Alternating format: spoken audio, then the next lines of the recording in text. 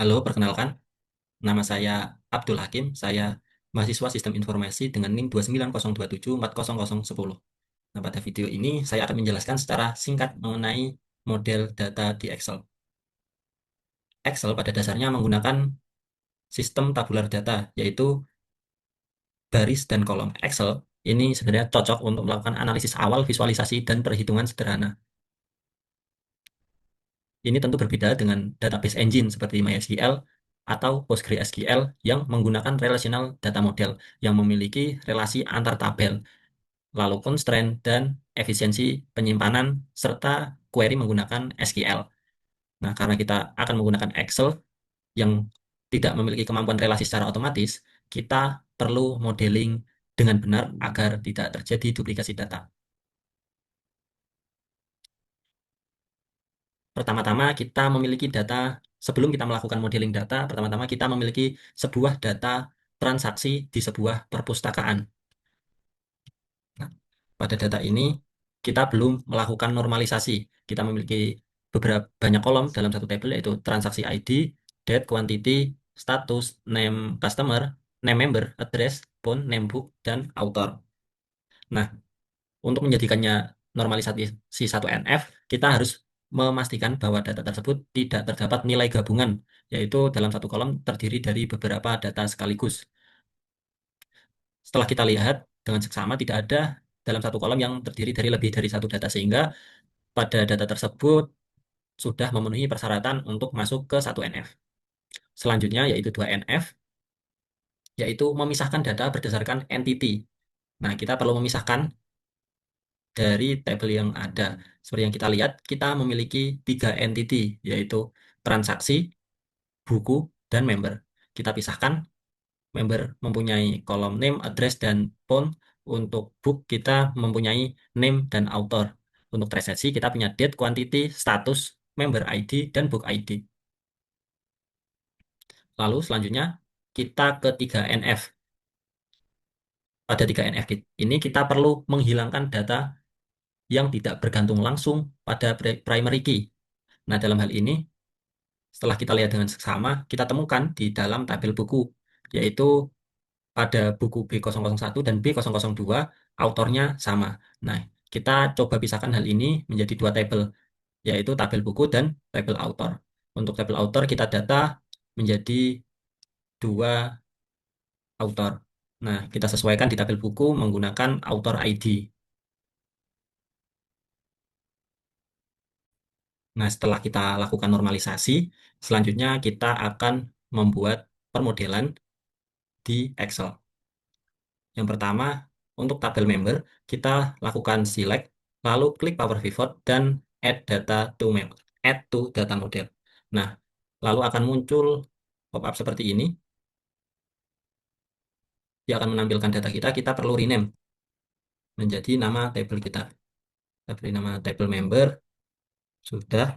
Lalu selanjutnya adalah tabel transaksi. Kita select, lalu add to data model. Nah, nanti akan muncul datanya. Kita rename kembali. Lalu selanjutnya adalah tabel buku. Kita lakukan add to model. Kita lakukan hal yang sama, yaitu melakukan rename. Yang keempat adalah tabel author.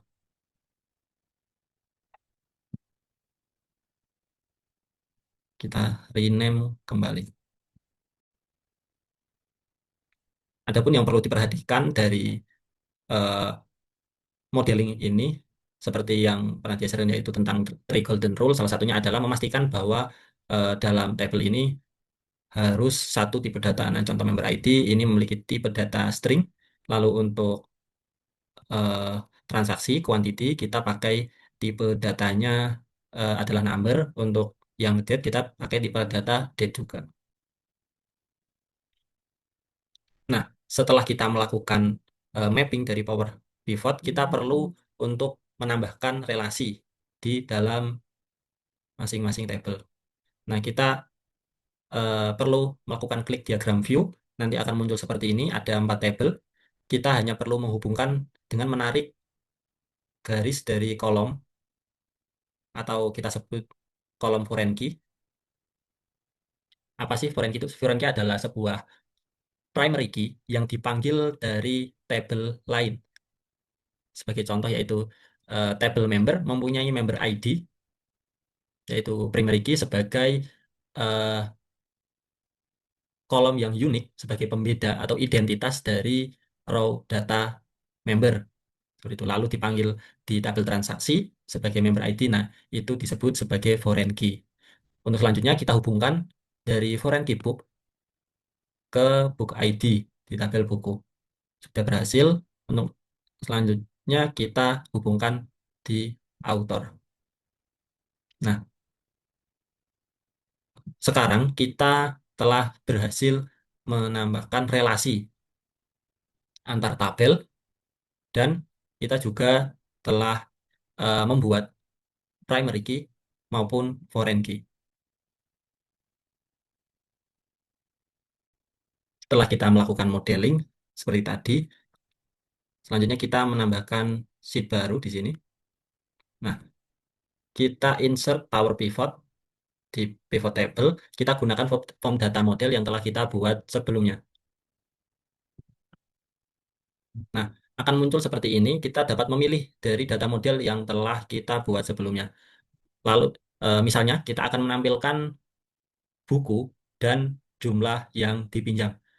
Itu kita tampilkan misal book ID, nama buku, author, lalu quantity. Lalu akan muncul datanya sebagai berikut. Nah, hal ini tentu memudahkan bagi pengguna untuk melakukan perhitungan tanpa menggunakan rumus-rumus Excel yang lebih rumit. Ini cukup untuk dari saya terkait data model di Excel. Sekian, terima kasih.